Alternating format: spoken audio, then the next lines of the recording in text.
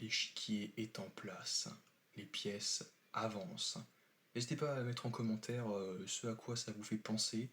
Je vous donne un indice, ça ne concerne pas Game of Thrones, ni House of the Dragon. Mais on est là quand même pour en parler malgré tout. Ah, mais en commentaire, n'hésitez pas à dire ce à quoi ça vous fait penser et de quoi c'est tiré. Aujourd'hui, on va parler donc enfin de l'épisode 1 de la saison 2 de la série préquelle donc, de Game of Thrones, de House of the Dragon, qu'on attendait tous avec très bien, avec impatience. Et oui, en fait, je voulais pas forcément faire de vidéo rétrospective sur la saison 1 que j'avais revu, en tout cas j'ai revu donc, le dernier épisode avant de regarder le premier épisode de la saison 2. Mais voilà, donc on va en parler effectivement, on va un petit peu et dire donner mon ressenti à chaud, et du coup exprimer ce que j'ai vu et ce que j'ai ressenti. Alors, ça avance effectivement. Donc, en fait, pour résumer, ce qui se passe, c'est que c'est donc une guerre civile se prépare entre le camp des Verts et des Noirs, sachant que dans le camp des Noirs, on a donc la princesse Rhaenyra Targaryen, euh, la reine Rhaenyra Targaryen et notamment son mari, mais et également son oncle, ouais. En même temps, c'est consanguin, hein. Les Targaryens, c'est consanguin, hein. C'est toujours été quoi, les frères et les sœurs, dans Game of Thrones, il y a même eu aussi une tante et son neveu, voilà, ouais, entre les Targaryens, c'est toujours été consanguin, qui vont faire, commencent à régenter différents clans, différentes maisons à leur cause pour pouvoir reprendre le trône légitime, enfin le trône de fer donc de Rhaenyra que son père Viserys, donc premier Viserys Targaryen, personnage que j'affectionnais beaucoup aussi, donc davantage Rhaenyra et Viserys, surtout Viserys parce qu'il était vraiment très très attachant. Il voulait faire absolument plaisir à tout le monde, mais c'était impossible parce que c'est exactement ce qu'il disait. Il dit ah mais je ne peux pas contenter une personne, parce qu'à chaque fois que j'en contente une ou que j'en réjouis une autre j'en mets à dos à une autre, et du coup je la contrarie, et puis du coup je me la mets à dos, et c'est ça qui le rendait extrêmement malheureux. Mais j'adorais beaucoup ce personnage, et beaucoup d'affection pour lui, et j'aimais beaucoup Viserys.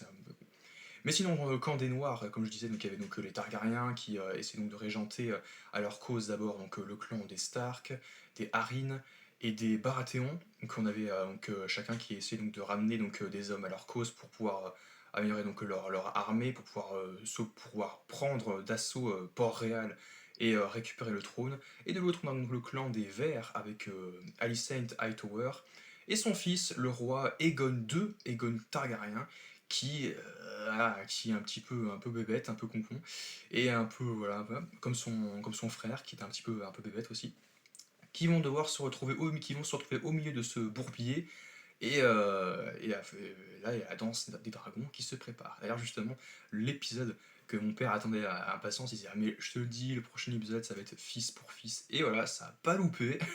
Parce qu'effectivement, on va au moins spoiler ce qui s'est passé dans un premier temps, dans la fin de la première saison 1, enfin, à la fin de la saison 1, je veux dire, ouais.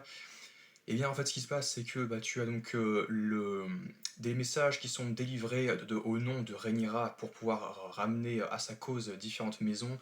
Elle envoie donc ses fils donc, qu'elle a eu avec, je sais plus comment il s'appelle, mais Strong.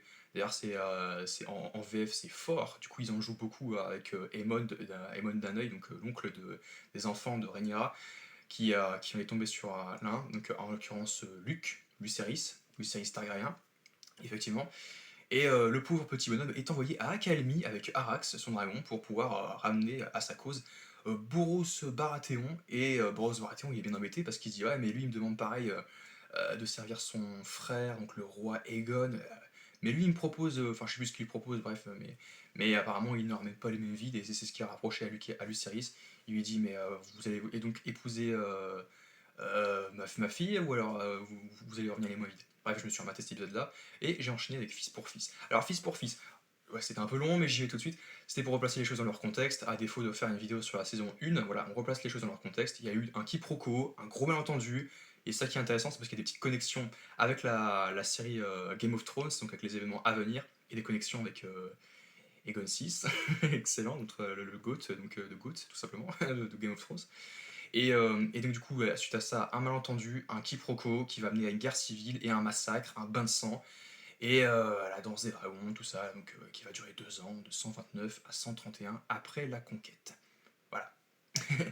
Du coup, j'ai très bien aimé l'épisode, mais c'est vrai que ça prend son temps. Alors, en même temps, y aurait-il 3 saisons qui seraient prévues, non pas deux, mais jusqu'à 3 saisons concernant ce préquel, concernant donc cette période-là entre de Viserys jusqu'à la fin, donc ce qui va arriver avec Rhaenyra et Aegon qui vont s'entre-déchirer.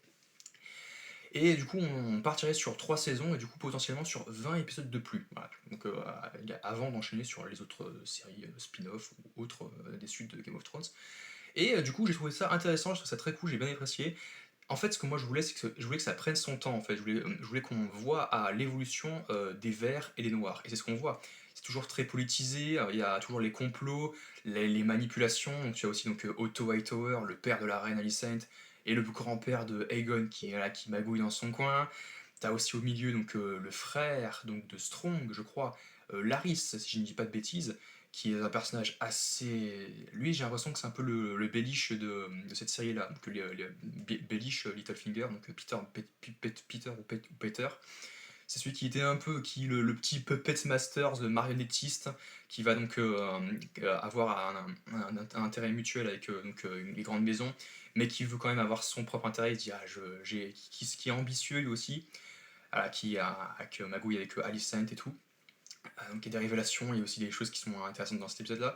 Et comme j'ai dit, donc fils pour fils, ça veut dire que c'est la continuité de l'épisode précédent, à savoir donc, que le pauvre Lucerys, donc là spoil, mais en même temps je spoil que la saison 1, a été tué par le dragon de son oncle Aemond, qui voulait donc Aemond d'un œil, qui voulait donc lui arracher son œil en guise de paiement, en représailles de lui avoir arraché le sien quand il était petit. Voilà, après qu'il a réussi à apprivoiser le dragon Vagar. Vagar, c'est ça? Oui, j'avais trop peur que c'était un dragon de Daenerys, pas du tout. C'était le dragon de l'une des sœurs de Aegon Ier, qui est donc le seul rescapé des 3 premiers dragons donc, à l'époque de la conquête d'Aegon. Et du coup, ils voulaient se venger, et les dragons se sont un peu, voilà, un peu chamouillés, étaient chamaillés, et puis le Vagar a donc tué Lucerys. Et suite à ça, ça a déclenché la guerre, et forcément, les Noirs veulent se venger et réclamer vengeance. Ils sont. Bon, évidemment, n'hésitez pas à dire dans quel camp vous êtes au passage. Moi, je suis clan noir, mais au début, j'étais en mode ouais, ça reste des Targaryens et je connais l'issue. Je vais pas vous spoil, mais je connais l'issue, et voilà. J'ai lu les livres. Mais c'est quand même que ça prend une tournure assez différente que le livre. Des petites. En même temps, ça n'a aucun intérêt. À partir du moment où tu adaptes quelque chose, que ce soit un livre, un comics, une BD, si le film ou la série, le projet audiovisuel est exactement ce que tu lis, ça n'a aucun intérêt. Donc effectivement, c'est bien de pouvoir emprunter des différentes pistes. Et donc sinon, c'est quand même grossièrement fidèle à Game of Thrones, c'est très poétisé. Il y a donc Aegon qui est un petit peu, voilà, qui fait son mieux pour être le roi. Rhaenyra qui veut se venger littéralement, donc là je spoil un petit peu, qui veut littéralement dire qu'elle veut tuer Aemond, donc son frère, donc son demi-frère qu'elle a eu, enfin que son père avait eu avec Alicent, et qu'elle veut se venger, elle réclame vengeance. Et du coup, Daemon n'attendait que ça, il dit ah parfait, parfait, je vais pouvoir y aller. Et les choses qui m'ont fait beaucoup plaisir dans l'épisode, c'est décousu, je vais parler un peu de trop beaucoup de choses à la fois. C'est que du coup, on revoit donc Jack Harris Targaryen, donc le fils de Daemon et de. Non, pas du tout. Pas du tout. Parce qu'effectivement, on a eu des enfants avec Daemon, et c'était Aegon III et Viserys II, et le troisième voilà, qui est décédé à la fin de la série, comme dans le livre, un mort-né. Et qui. Et non, sinon, elle a eu d'autres enfants avec Fort, donc Strong, qui a été envoyé donc, au nord, à Winterfell, pour ramener à sa cause donc, Lord Stark, hein, effectivement. Donc, on voit le mur, et il y a beaucoup de références à la série Game of Thrones, et c'est sur le mur, sur ce qu'il y a au-delà du mur, la mort, les marcheurs, etc. Et c'est très cool, il y a beaucoup de choses qui sont amenées à ce niveau-là. Et qu'est-ce que je voulais dire d'autre? Ben, c'est cool, on voit le mur, on voit Winterfell. Euh, Comment dire, qu'est-ce que je voulais dire d'autre? Par contre, on voit pas trop le Val d'Arin, parce que c'est vrai qu'elle a de la famille là-bas, et je pensais qu'on allait y revenir là-dessus, mais en fait non, on n'y va pas encore. Direct, on va sur l'histoire de vengeance, venger donc le pauvre Lucerys qui a été tué, Lucerys qui a été tué par le dragon de Aemond, et du coup, fils pour fils. La chose qui a été changé un peu, c'est que Daemon va directement sur place, donc pour pouvoir tuer donc Aemon Danae, et du coup bah, il paye littéralement des mercenaires, donc des tueurs pour le faire. Et c'est là où les mercenaires se lui disent mais si on trouve pas le prince, qu'est-ce qu'on fait? Et bah vous allez dans les appartements et vous faites ce que vous avez à faire, vous prenez le premier homme, le premier mâle que vous trouvez, et vous le... Voilà. Du coup, c'est ce qui se passe, c'est exactement comme dans le livre à ce niveau-là. Là où c'est différent, c'est que Daemon ne vient pas sur place pour aller embaucher ses mercenaires, ses tueurs, mais ils sont envoyés à distance et pour tuer donc un des enfants de Aegon et oui, de sa sœur, enfin, parce qu'en même temps c'est consanguin. Et c'est ce qu'ils font, c'est horrible, franchement, c'est vraiment horrible. Surtout qu'ils amènent avec eux un petit chien pour passer inaperçu. Parce que c'est vrai que c'est ce que mon père disait, il disait tiens, mais ouais, mais il lui pose aucune question parce que non, c'est normal d'emmener un chien, donc ça paraît inaperçu, c'est pas du tout suspect qu'ils amènent un chien, ils sont passés pour ceux qui viennent donc se débarrasser donc, des rats et tout pour nettoyer un peu, et finalement bah, ils tuent je crois que c'est Jaehaerys en plus. Jaehaerys, parce que Jaehaerys c'était le grand-père de Viserys, c'est ça. Mais il a quand même porté le nom du coup de son arrière-grand-père, ouais, c'est ça. Donc Jaehaerys 2, enfin qui est tué, voilà. Salement tué. Oh, c'était horrible, franchement, c'est horrible. Quoi qu'on dise, parce que ok, je joue la peau des vers, je joue la peau des gones, mais quoi qu'on dise, les enfants n'ont rien demandé. Alors ok, c'est fils pour fils, œil pour œil, comme dans le livre, mais c'est cruel quand même. C'est horrible, hein, je trouve ça horrible. En plus, autant il y avait des malentendus au début, autant là c'est un peu plus. Mais ça va être chaud quand même, ça va être très chaud. Mais c'est ce qu'on voulait voir. Enfin, ce qu'on va voir, c'est ce qu'on veut voir. Mais voilà, donc du coup, il tue le GRI, c'est tout, donc c'est horrible. Et à la fin, tu as donc la mère qui emmène avec elle son autre enfant. Et elle surprend sa mère, je crois, Alicent, et comment s'appelle-t-il déjà Sir Criston Cole, effectivement. Celui qui était amoureux de Rhaenyra et que bah, elle a laissé tomber les chaussettes et tout, et du coup il veut se venger, oh, je suis pas content, je vais les massacrer, qui couche avec la reine, que ça se concrétise, donc il y a des plans, comment dire, donc il y a Aegon qui discute de ça, qui va aussi donc discuter avec de son armée, il dit ouais mais mes dragons ils ont besoin de manger, comment dire, ouais ils sont plus gros que les miens et tout, donc ils ont aucune chance, ils ont moins de chance, on rameute des hommes à notre cause, donc eux ils ont les Lannister, tout ça, et effectivement, eh bien, les Targaryens, du côté de chez les Noirs, eux, ils ont au moins les Stark. Ils n'ont pas les Baratheons. Du coup, les Baratheons, je crois qu'ils sont du côté de chez les Verts. Donc, et du coup, bah, ils ont les Stark, au moins, mais c'est plaisir. Donc, les Stark. De toute façon, les Stark, encore une fois, ils sont fidèles, ils sont loyaux. Un peu trop loyaux, un peu trop honnêtes, voilà, mais voilà. Ils sont quand même très bons.